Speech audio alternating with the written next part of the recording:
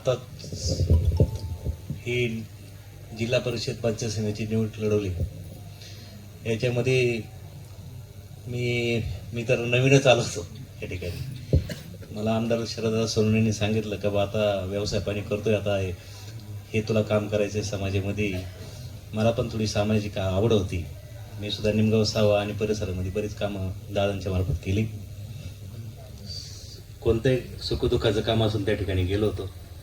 आणि ह्या गणामध्ये ज्यावेळेस माझी उमेदवारी जाहीर झाली त्यावेळेस मी सगळ्यांना विश्वासात घेतलं, बा असं आहे. ते म्हटले आम्ही तुमच्या पाठीमागं आहे, तुम्ही घाबरू नका. त्याच्यानंतर आमच्याबरोबर माऊली होते. नंतर या कांदळी गटातून माधुरताईंची आमच्याबरोबरच उमेदवारी जाहीर झाली. हे सगळं काम करत असताना माऊली आमच्याबरोबर होते. माऊली बरोबर असल्यामुळे आम्हाला खूप मोठा आधार मिळाला. आणि माऊली बरोबर काम करताना काय होतं, लांबून माणसं कळत नाही, पण मी 18 ते 20 दिवस माऊलीबरोबर काम केलं. माऊली काय आहे हे मला त्यावेळेस कळालं. माऊलीने किती कार्यकर्ते जपले, किती कार्यकर्त्यांचं प्रेम आहे त्यांच्यावर हे मी जवळून पाहिलं काय. आणि काम करीत असताना खूप अनुभव आले व माऊलींचं काम, माऊलीचा आदर्श मी घेतला. 1-2 दिवस पळालो, मला दमल्यासारखं वाटलं, अवघड आहे. पण मी नंतर माऊलींकडे बघून त्यांच्या जोरात पुढे पळायला लागलो काय. प्रत्येक ठिकाणी मला खूप मोठं प्रेम मिळालं. माऊलीने खूप कार्यकर्ते घडवलेत. मी खूप पळालो, म्हणजे 18 दिवस आम्ही खूप मेहनत घेतली. जेवढी मेहनत घेतली तेवढी घेतली. असं सगळ्या कार्यकर्ते सांगितलं काय झालं काय नाही झालं. आम्हाला खूप प्रचंड प्रतिसाद मिळाला.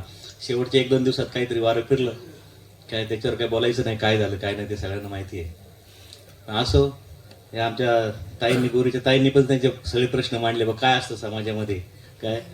आणि असं सगळ्यांनी खूप मेहनत घेतली. एवढी मेहनत घेतली, कार्यकर्ते मी जवळून बघितले. मला पण काम करण्याची खूप आवड आहे. आता पहिलीच वेळ आहे, झाले थोड्या निसटला पराभव झाला. माझ्या समोर पण सगळे आपल्या समोर बलाढ्य उमेदवार होते काय. त्यांनी कसा वापर केला, काय केला, कशी यंत्रणा फिरवली आपल्याला सगळ्या माहिती आहे. असो, सगळ्यांचा आभार मानतो. या पुढील काळात पण मी प्रत्येकासाठी उपलब्ध असेल. कधी फोन करा, कोणती काही असेल, चाकणला असेल, गावाला असेल. मी आठवड्यातून 4 दिवस आहे निमगाव साहेबाला. कधी काही मदत लागली तर कधी कोणीही फोन करा, मी कधी उपलब्ध होईल. आणि सगळ्यांचं खूप खूप आभार मानतो. थांबतो. सगळ्यांना धन्यवाद देतो. इथं जमलेल्या सर्व तरुण ज्येष्ठ माझ्या माता भगिनी असतील, यांना माझा मनापासून नमस्कार. खरं तर हे माझं अपयशच नाहीये आणि अपयश ही यशाची पहिली पायरी आहे. त्याच्यामुळं तुम्ही कोणी वाईट वाटून घ्यायचं नाही, हे प्रथम मी तुम्हाला सांगेन.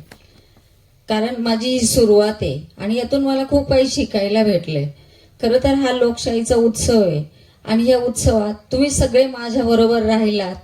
2 महिने सगळे तरुण सहकारी असतील, ज्येष्ठ असतील, सगळ्यांचं मार्गदर्शन, तुम्ही माझे विचार प्रत्येक घरात पोहोचवण्याचं काम केलं. तुम्ही माझा प्रचार केला, तुम्ही माझ्या बरोबर राहिले, त्याबद्दल मी तुमचे पुन्हा पुन्हा खूप खूप आभार मानते.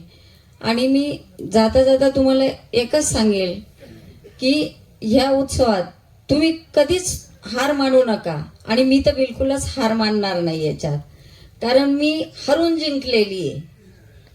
कारण माझ्या पतींनी जो शब्द दिला होता, मला मतदान दिले, याच्यासाठी मी खूप आनंदी आहे. आणि तुम्ही म्हणजे मनात कुठलंही हे न धरता नव्या जोमानं तुम्ही कामाला लागावं, पुढची तयारी करावी. तुम्ही याच्यात नक्कीच यशस्वी होणार आहे. आणि ह्या यशामध्ये खरं तर मी तुम्हा तरुण वर्गांनी जी मला साथ दिली, तुमच्या मतदान रूपी आशीर्वाद माझ्या पाठीशी राहिले, यातून मला खूप प्रेरणा मिळाली. आणि ह्या तुमच्या प्रत्येक मताचा मी शेवटपर्यंत, माझं खन्नागळे कुटुंबीय, माझे पती असतील, मी स्वतः असेल, तुमच्या मताचा आदर नक्कीच आम्ही शेवटपर्यंत करू. पण मी पुन्हा मी तुमच्या चरणी नतमस्तक होऊन सांगेल की तुम्ही कोणीही खचून जाऊ नका. मी अजिबात खचलेली नाहीये आणि मी हारून जिंकलेली आहे. त्याच्यामुळे तुम्ही सुद्धा तुमच्या चेहऱ्यावरचा आनंद अजिबात कुणी म्हणजे हटवून द्यायचा नाही. उलट नव्या जोमाने कामाला लागा.